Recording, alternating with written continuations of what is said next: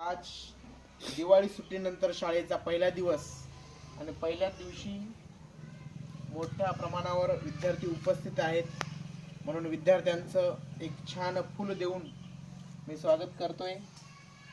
welcome Nilesh, welcome welcome Ishanvi, welcome Suchita, welcome Kimaya, Chaitanya welcome,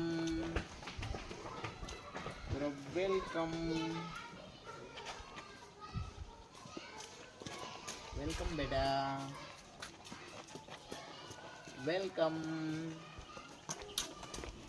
welcome ओ welcome